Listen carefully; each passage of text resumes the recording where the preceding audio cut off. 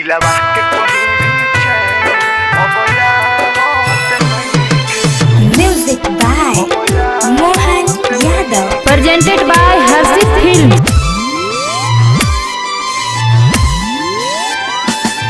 दिलवा के कहीं भी चैन अब यावत नहीं के तोहरा बिना खाना कुछ भावत नहीं के।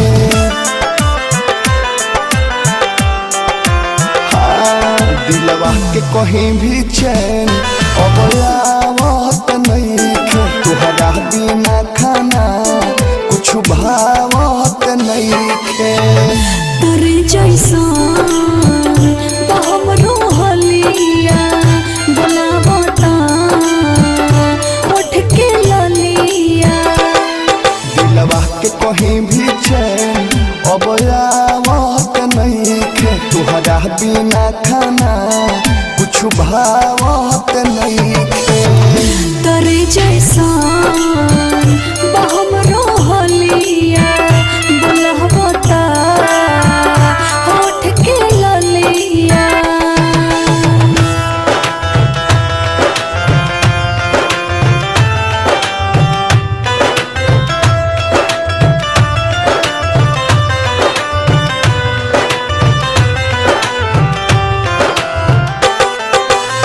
Music by Mohan Yadav.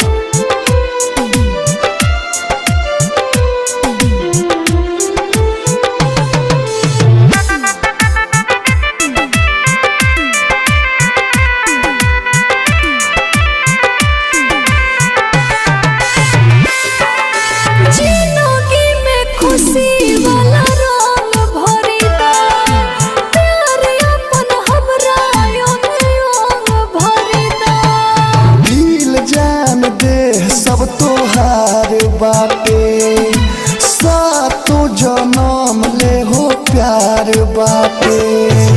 आँखिया में खाली बा तोहार सपना तोहरा सिवा केहू ना हमारे अपना ना हमारे अपना।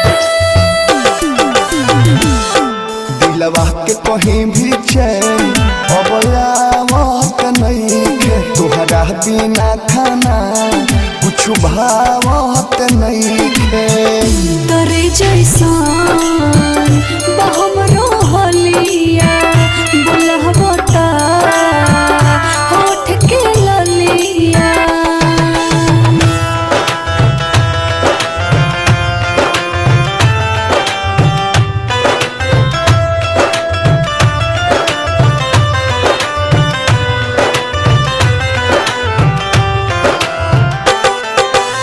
Music by Mohan Yadav.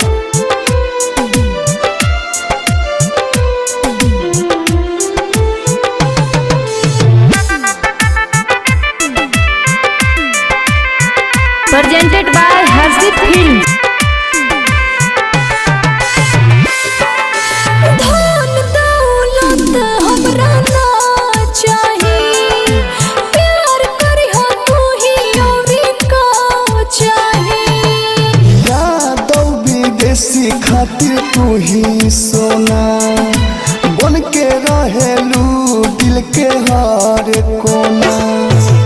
डर लागे दुनिया जमाना से ए दीवानी के दूर ना तो देहुला दीवाना से ए दीवाना से।